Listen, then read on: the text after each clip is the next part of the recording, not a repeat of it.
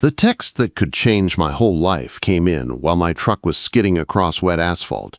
My phone buzzed hard against the plastic of the dashboard.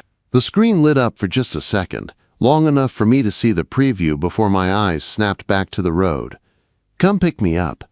I wore the dress. Rain hammered the windshield in thick sheets. The wipers fought it and lost. I was doing 70 on a road marked 45. For a second, the tires slid on a layer of water, and the steering wheel went light in my hands. I eased it back under control without thinking. I knew who sent the text. Genevieve. The cab of the truck smelled like wet wool, cold air, and sawdust. My work jacket was still on. My heart was beating too fast for the way my hands stayed steady on the wheel. 3 weeks earlier, I had been in the damp stone basement of her inn, talking about rotten beams and loan numbers, when I made the worst joke of my life.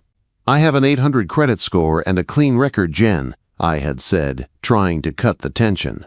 "I'll marry you. Problem solved." Quote. She had laughed then, a short, polite sound, the kind of laugh people give to a joke they are too stressed to enjoy. She was not laughing now. The iron gates of Holloway Estate appeared in my headlights, black against the gray sky. The for sale sign her stepbrother's realty company had planted at the drive was leaning crooked in the mud, like it already knew it was unwelcome.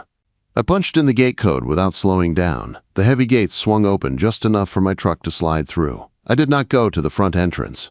I drove around to the side, near the service porch, where the shadows hid everything from the road. She was there. Genevieve stood in the rain wearing a white wedding dress, silk and lace clinging to her body.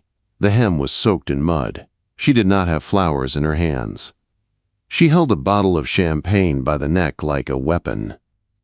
Her dark hair, usually pinned into a strict twist for meetings with bankers and inspectors, had fallen loose in wet curls around her face. Mascara streaked under her eyes, but her jaw was hard. I threw the truck into park and killed the engine. The sudden quiet made the rain seem even louder. I stepped out. Cold water hit my face and soaked my t-shirt in an instant. I walked toward her. "You came," she said. Her voice sounded steady, but her hands were shaking. "Get in the truck, Genevieve," I said. "I did it," she whispered, looking down at the dress. "I almost walked down that aisle with a banker I do not love." I was 5 minutes away from selling my soul for his signature on a refinance loan. "Get in the truck," I repeated. I did not wait for her to move. I stepped in, took her elbow, firm but gentle, and guided her toward the passenger side. She was cold under my hand, trembling so hard her teeth clicked. I opened the door and lifted her up into the seat. White fabric filled the cab like a broken cloud. I shut her door, ran back around, and climbed in. I cranked the heat to full. She stared through the wet windshield, breathing in short, thin pulls. "The offer still stands, Gabriel," she said. My hands tightened on the wheel. "Which offer?" Quote. "The joke," she said, turning her head. Her eyes were dark and hollow. "You said you would marry me to save the inn." "I am calling your bluff." I looked at her, really looked, at the wet lashes, at the strong line of her chin, at the way she was trying to hold herself together with nothing but willpower. "This is not a bluff," I said. It was not a joke. I pulled away from the estate and drove toward the city. My apartment was 40 minutes away. A simple loft over a warehouse, full of drafting tables, rolled plans, and quiet. I took her there because she refused a hotel. "Julian will check hotels," she said from under my gray duvet, sitting on my couch in borrowed flannel. "He has alerts on my cards." Julian, her stepbrother. He had inherited most of the cash. She had inherited a broken inn and its debt. He wanted the land, not the history. Leaving town would not fix it. Julian already had the note information. He had a petition ready. If she disappeared, he could still push foreclosure, then tell the bank she was unstable and careless. It would give them cover to say no. The police could not help. Julian had not hit her. He had not forged her name. He used contracts, fine print, and charm, crimes that look clean on paper. I handed Genevieve a mug of hot tea. "Drink," I said. Her fingers brushed mine when she took it. Her skin felt like ice. "I need a husband, Gabriel," she said. "The bank will not refinance without a second person on the loan.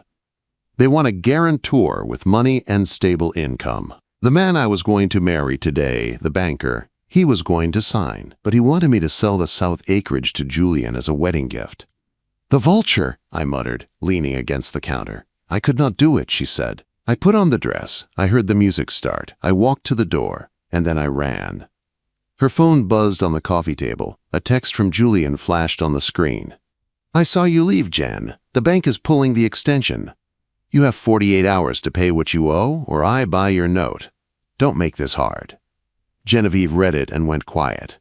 The kind of quiet that comes after a punch. "He is going to win," she whispered. "No," I said. "He is not." I walked to the calendar on my wall, grabbed a marker, and drew a square around the very next day. "We go to the courthouse tomorrow at 8, I said. We sign the papers. I put my name on the loan. We show the marriage license to the bank before noon. "Gabriel," she said, her voice shaking, "why would you do this?" "Really?" I looked at her, then at my hands. "Because I hate seeing good buildings destroyed by bad people," I said at first. It was true, but it was not the whole truth.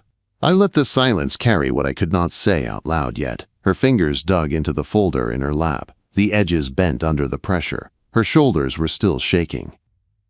"Because Julian does not get to break you and call it business," I added. The courthouse the next morning smelled like floor wax and stale air. The clerk behind the glass barely looked at us.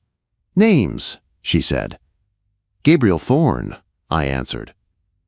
"Genevieve Holloway," she said beside me. Her voice did not shake. The clerk typed, then asked, "Witness?"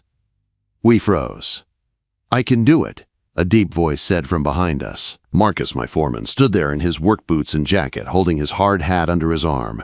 I had texted him at 6 a.m. and said only, "I need you." "You called your employee?" Genevieve hissed. "I called my best friend," I whispered back. The ceremony was not romantic. No music, no flowers, no white aisle. Just a paper, a bored clerk, and a pen. "Sign here," she said. I signed first, without hesitation. My name in black ink tied to her debt, her land, her fight. Genevieve's hand hovered over the line. She looked up at me, eyes wide. "You can still walk away," she said. "You do not have to ruin your credit for me." "Sign the paper, Jen," I said. She took a breath and signed. When we walked out into the cold morning, the rain had stopped. The street was wet and shiny. People passed us without knowing anything had changed, but my whole life had just shifted 2 inches to the left. We were married. "Okay," she said, already back in motion, checking her watch. "I have to get this to the bank. Then I have to go cancel the reception food and call the florist and the musicians and—" "I will handle the bank," I said, taking the folder from her hands. She frowned. "Then what am I supposed to do?" "Go to the inn," I said. "Pack a bag." Her eyebrows pulled together. "Pack a bag? Why?" "Because for this to work," I said, "the bank has to believe it, and Julian has to believe it, which means I am moving in." Moving into Holloway, in felt less like stepping into a home and more like walking onto a sinking ship. I drove up with 2 duffel bags and a toolbox. That was my life. Clothes, tools, and a brain that would not stop scanning load paths in every room. Genevieve met me at the front door. She was back in work mode already, holding a clipboard against her chest like armor. "I put you in the blue room," she said. "End of the hall. 3rd floor. Guest suite. This is temporary. Once the refinance clears and the winter season is over, we can end this. Legally." "Sure," I said. "Temporary." The blue room had a big bed, old wallpaper, and a window that rattled in the frame. I set my bags down and rubbed my hands together. It was freezing. "Why is it this cold in here?" I asked. "The boiler runs on oil," she said, defensive. "Oil is expensive. I am conserving until the loan closes. I have blankets." "Your house is an icebox," I said. "It is my house," she snapped, "and I pay my own way. You are already guaranteeing the loan. You are not paying my bills." She reached into her pocket and pulled out a wad of folded cash. "Here," she said, holding it out. "This covers the license fee and your gas. I will reimburse you for anything else." I looked at the money. My hands went into my pockets so I would not push it back in her face. "I do not want your money, Jen," I said. "This is a business arrangement," she said, voice rising. "Partners split costs." "Husbands keep their wives warm," I said. The words were out before I could pull them back. They hung in the air between us, heavy and hot. She flushed, the color rising along her neck. "We are not that," she said quietly. "On paper we are," I said, "and I am not freezing in my own house." Quote. I walked past her, found the thermostat in the hall and turned the heat up. Then I went back down to my truck, drove 20 miles in the rain to the hardware store, and bought what I really needed. Not flowers, foam sealant, plastic film for the windows, weather stripping. That night, while she worked in the library at her laptop, I moved from window to window with a caulk gun and a heat gun, sealing drafts, patching gaps, stopping the wind from climbing inside her walls. She did not tell me to stop. She just kept typing while I worked around her. 2 weeks in, we had a rhythm. I left at 6 in the morning for city job sites, checking steel and concrete, signing off on retrofits.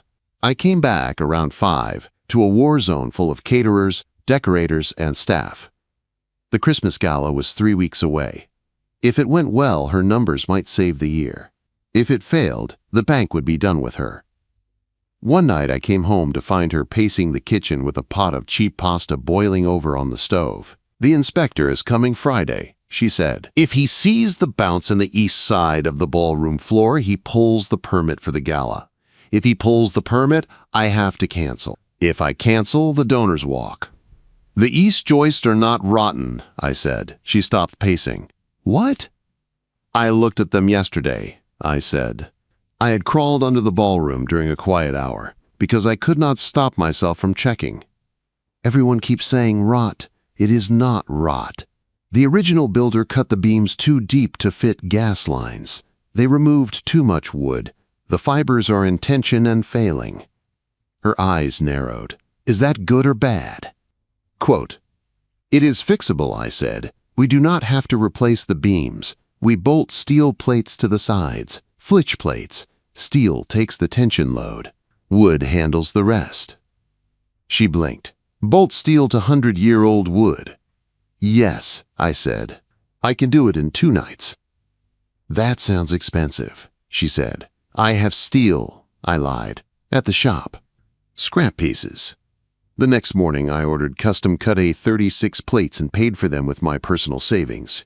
It hurt. I did it anyway. Those nights, I spent hours in the crawl space under the ballroom, covered in dust, drilling through old fir beams. The air down there was close and thick. I could only move a few feet at a time. Genevieve stayed above me, on hands and knees, holding a work light and passing bolts down through the gaps in the floor. "You are good at this," she called. "It is my job," I grunted, bracing a 100-pound steel plate and lining up the holes. "No," she said softly. "I mean, you are good at taking care of things." I paused with the drill in my hand. The words hit harder than any praise I had ever gotten from a client. "Some things are worth taking care of," I said. We tightened the last nut around midnight. When I climbed out of the crawl space and jumped on the floor, it did not move. Rock solid. The next evening, the INS event planner came in with a clipboard and a nervous smile. "The trust wants a picture," she said. "For the file. Not romantic. Just proof. Married owners. Dated. In the ballroom." "Of course they do," Genevieve muttered. They hung warm string lights across the rafters for a test. Staff moved tables in the background, pretending not to stare. I was in my gray t-shirt and work jeans, hands still a little greasy from installing the last plate. Genevieve disappeared upstairs and came back down in the dress. The dress she had run away in. White lace, fitted at the waist. Elegant in a way that did not match the crying woman in my truck 2 weeks earlier, but fit the steel in her spine. She walked down the staircase with her chin high, holding a champagne flute instead of swinging the bottle like a club. When she reached me, she did not hover at my side. She stepped in close and slid her hand into mine. fingers lacing with mine like it was the most natural thing in the world. "If we are doing this," she murmured without looking away from my face, "we do it my way." "Your way works," I said. I shifted my body just enough to stand between her and the rest of the room. It was subtle, but I saw the planner's eyes soften. Wives with real husbands get this kind of quiet protection. Paper marriages do not. The photographer snapped one frame. That was it. In the blurry background, staff moved chairs. In the foreground, Genevieve's hand stayed wrapped around mine, her eyes on me, a small, real smile tugging at the corner of her mouth. "Thank you, Gabriel," she said. "Do not thank me," I said, wiping my hands on a rag. "Dance with me." "There is no music," she said. "I do not need music," I answered. I stood and offered her my hand. She took it. I pulled her in, just enough to feel the warmth of her body, then kept the space at a safe distance, my palm resting on her back through the lace. We swayed on the solid floor in silence. No band, no crowd, just the two of us and the creak of the old building settling around our weight. I kept my eyes off her mouth, because if I looked there, I would do something we could not take back. The next day, everything came crashing in. I found her in the library at the big oak desk, holding a certified envelope. The seal was torn, but she had not pulled the paper out yet. Her face was gray. "What is it?" I asked. "Julian," she said. She handed me the letter with stiff fingers. I read it once and felt my stomach go cold. It was from the trust overseer. Julian had filed a petition under a clause in the original deed.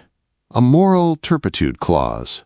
Some old Puritan language her great-grandfather had thought was a good idea.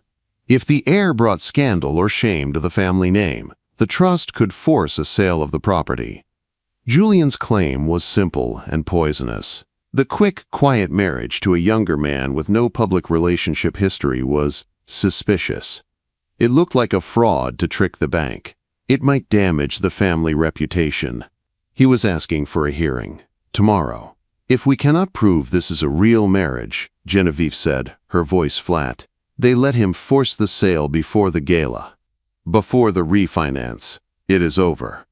I put the letter down slowly and looked at her. "So we prove it," I said. "How?" she demanded. "We have no history, no photos, no story. We met 6 months ago. You fixed my porch steps, then my beams. We signed a paper. That is it." Quote.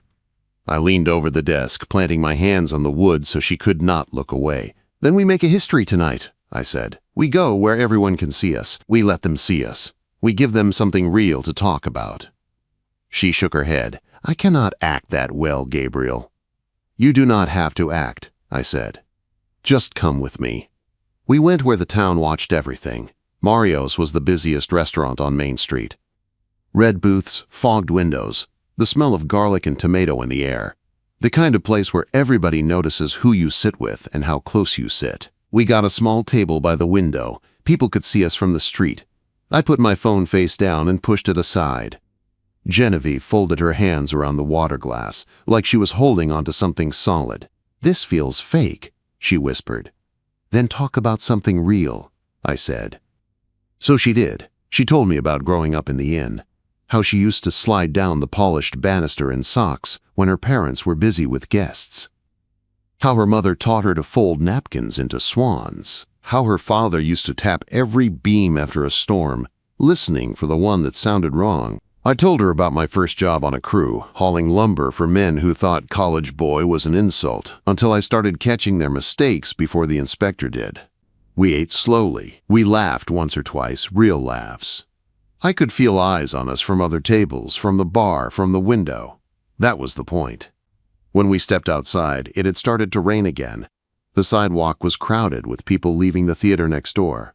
Talk and laughter floated around us.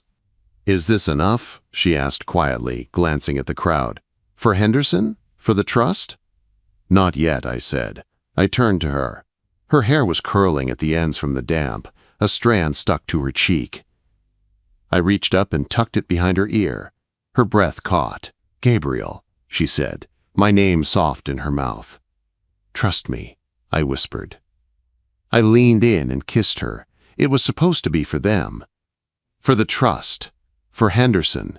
For Julian. For anyone who thought this was fake. The second my lips touched hers, the world narrowed down to the warmth of her mouth and the way her fingers jumped up to grab my coat. She stiffened, just for a heartbeat, then melted against me. I kissed her with everything I had not said in 6 months. All the restraint and long days and late nights and half-finished sentences. I kissed her until I felt her knees go soft and had to pull her closer to keep her upright. When I finally pulled back, her eyes were wide and unfocused. Her cheeks were flushed. There were people all around us, and I did not care. That, I said, my voice rough, should convince them. She did not answer. She just stared at me like she was seeing me for the first time, not as a contractor, not as a last-minute husband, but as a man. The hearing the next morning should have been the hard part. It was held in a small wood-paneled room at the municipal building. The trust overseer, Mr. Henderson, sat at the center of the table. He was an older man in a dark suit with a serious face and eyes that missed nothing. Julian sat on one side, smooth and confident in a fancy gray suit. Genevieve and I sat on the other. I could feel the tension in her shoulders through the sleeve of her blazer. Henderson asked questions. How long had we known each other? How had we met? When had our relationship changed from business to personal? We answered simply. I did not embellish. I did not try to sell it like a story. I just told the truth with the romantic edges stripped away. I met her when she called my firm to look at a sagging porch. I came back when she had problems with the ballroom. Somewhere between late nights in the basement and reading bank letters at her kitchen table, something shifted. Henderson watched us while we spoke, his gaze moving from her face to mine, to our hands, to our feet under the table. At one point he asked, Genevieve, why him? You had other options. She looked at me, then at Henderson. Because he never once told me to give up, she said. Everyone else told me to sell. He is the only one who asked me what I wanted to build. Quote. Henderson studied her for a long beat, then nodded. The trust recognizes the marriage, he said finally. The moral turpitude petition is denied. A weight lifted off my chest I had not realized I was holding. But Julian was not finished. We ran into him in the hallway outside the hearing room. He was leaning against the wall like he had been waiting. Cute performance in there, he said, eyes cold. Shame it will not matter. Genevieve stiffened beside me. What now, Julian? She asked. He smiled, slow and cruel. I know about the structural issues, Jen. I know your insurance company is nervous. I called them this morning, told them about the bounce in the ballroom floor. They are dropping you. No insurance, no gala, no revenue, no payments. Husband or no husband, you are done. Her face went pale. You can't do that, she said. I just did, he replied. He turned his attention to me, looking me up and down. And you, he said, do you know that everyone in town is laughing at you? They know she is using you for your credit score. Once she loses this place, she drops you and moves on. You are just a tool, kid. He stepped closer as he said it, angling his body toward Genevieve. His hand lifted, fingers reaching for her arm like he had done it 1,000 times. She flinched back, not with fear, with disgust. I caught his wrist before he could touch her. I did not yank. I did not twist. I just stopped him. Do not touch her, I said. My voice was calm. That made it land harder. Julian's eyes dropped to my hand on his wrist. You gonna hit me, Thorne? He sneered. No, I said. I released him and wiped my hand on my jeans like he was something dirty. I am going to outwork you. Genevieve's fingers slid to my forearm, a small, deliberate touch. Claim and consent in one move. You are right about one thing, I said to Julian. The insurance would drop her for structural risk. But they will not drop her if the risk is fixed. I filed the engineering certificate this morning. The floor is rated for 3 times the occupancy. I put my own stamp on it. His smile faltered for the first time. You stamped it, he repeated. Yes, I said, which means if anything happens to that building, I am the one who goes down. That is how sure I am. Julian scoffed. You are risking your license for a sinking ship. It is not sinking. I said, and you do not get to talk to my wife like that. I turned to Genevieve. Let's go, I said. We walked away, leaving Julian standing in the hallway. Back in the truck, she snapped. You stamped it? She exploded the second her seatbelt clicked. Gabriel, do you know what that means? If there is a fire, if someone trips, if anything happens, you are personally liable. You could lose your career. I trust my work, I said, watching the road. That is not the point, she said. I did not ask you to be a martyr. I asked you to be a partner. I am being a partner, I said. No, she said, her voice breaking. You are being a savior. I do not want saving if it costs you everything. I will cancel the gala. You cannot cancel, I said. I can, she said. I will. I am not dragging you down with me. She turned toward the window. The silence in the cab was heavy and tight. At the next red light, I reached for the center console and grabbed the small notebook I kept there. I tossed it into her lap. What is this? She asked. Open it, I said. She flipped it open. Inside were neat lines of dates and notes. Every loan payment, every vendor deadline, every inspection date. Every time she had said, "This will crush me," and I had quietly found a way around it. I am not letting you drag me down, Jen, I said softly. I am holding you up. There is a difference. She ran her finger down the page, tracing the record of every time I had shown up without her having to ask. She closed the notebook with shaking hands.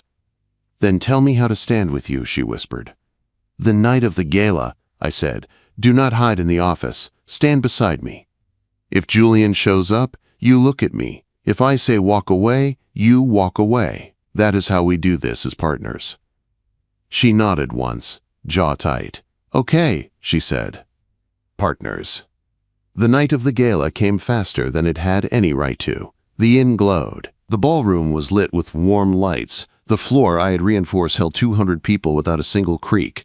The band tuned up. Staff moved like a well-trained crew. For the first time, the place did not feel like it was dying. It felt like it wanted to live. Then, Genevieve's phone rang. She took the call in her office. When she came back out, she looked like someone had pulled the rug out from under her. What now? I asked. The insurance, she said, holding up her phone. They reinstated the policy, but the underwriter added a condition an hour ago.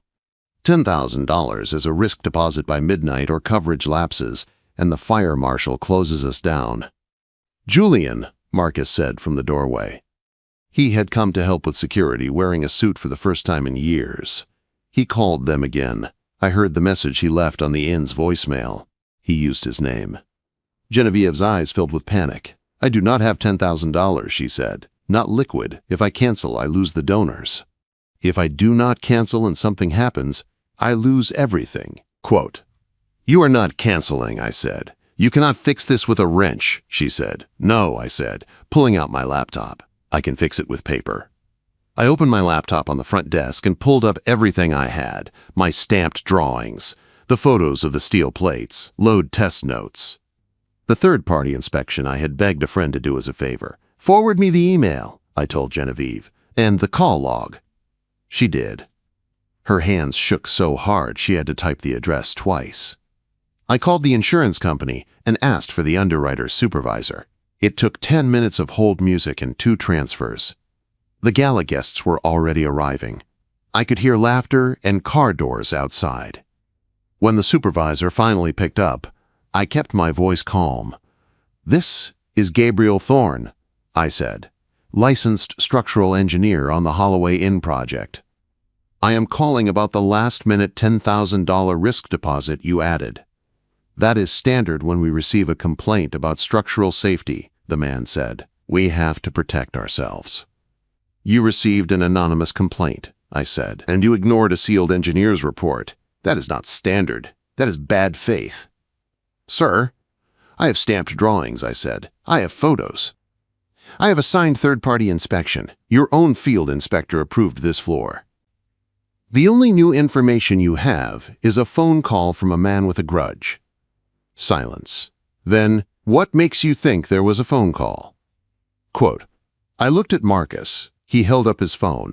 Because I have the voicemail he left on the inn's public line, I said. He used his full name. Julian Holloway. He called your company and said, and I quote, "The ballroom is unsafe. If you keep them insured and something happens, I'd hate to see your company in court." Quote. Marcus pressed play. The hallway filled with Julian's smug voice. I held the phone up so the supervisor could hear. When it ended, I brought the phone back to my ear. "So here is the situation," I said. "You can keep charging a made-up deposit based on a lie, or you can reinstate the policy under normal terms based on my stamped report. If you choose the first option, I will need your name and your decision in writing so I can send it to the state board with the recording of that call."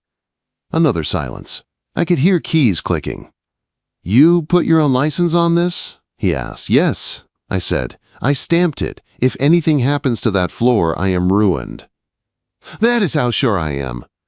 He let out a slow breath. "Mr. Thorne," he said, "we can waive the risk deposit if we add an engineer's rider tied to your professional liability." "Send it," I said. An email popped up on my screen a minute later. I read every line twice. It was simple. They tied the coverage to my stamp. If something failed because of structure, it was on me. I signed with my full name and license number. "Coverage is active," the supervisor said. "No extra deposit.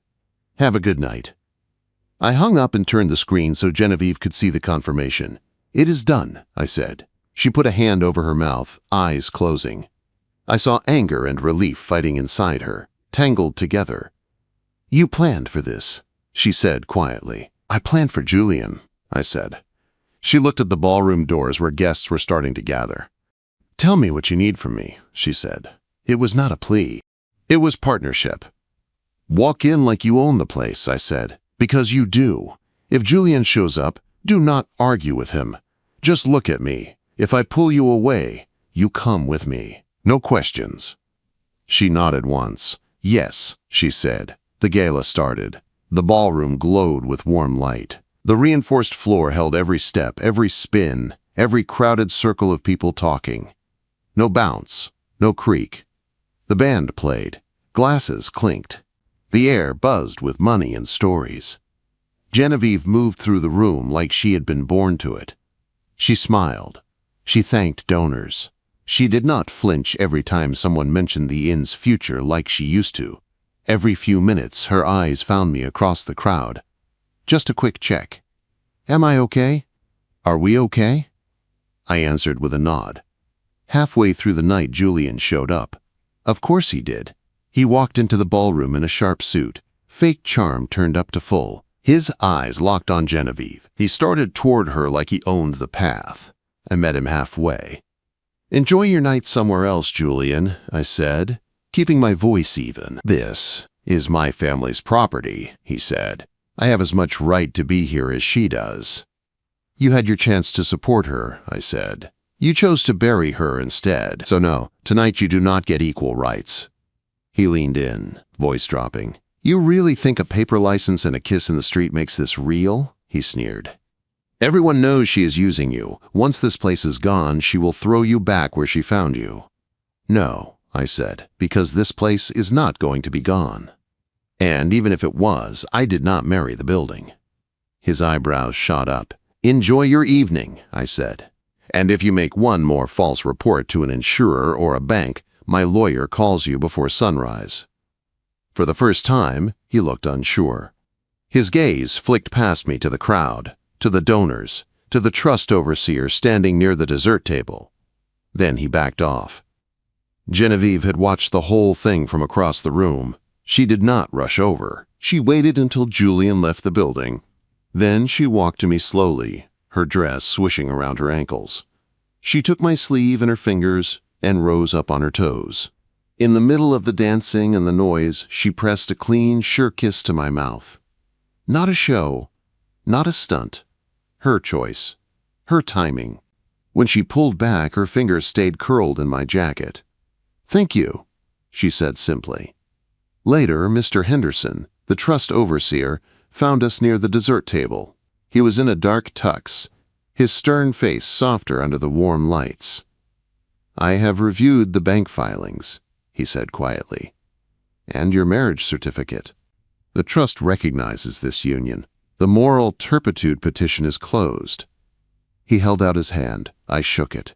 He gave Genevieve a small, respectful nod, then moved on. Julian had nothing left to use against her. The donors were happy. Pledge cards filled the box. Checks slipped into the locked slot, one after another. I could almost see the math shifting in her favor.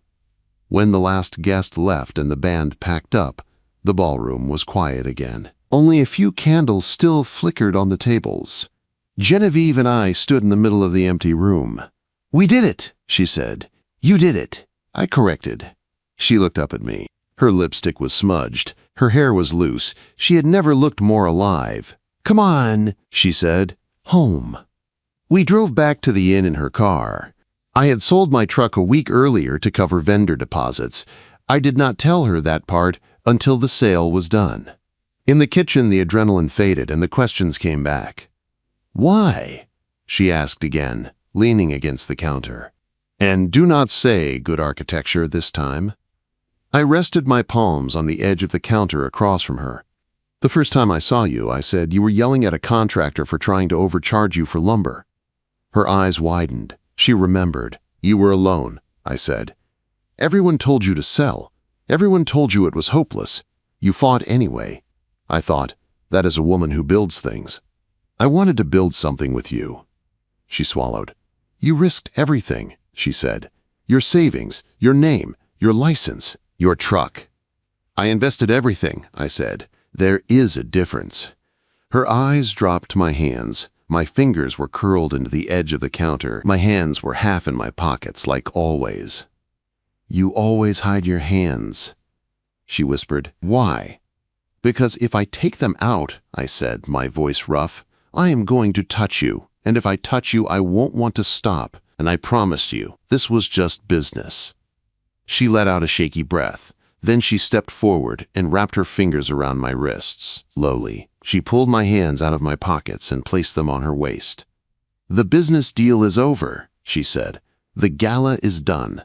The bank is calm. So what are we now?" I tightened my hands just enough to feel her, to make sure this was real.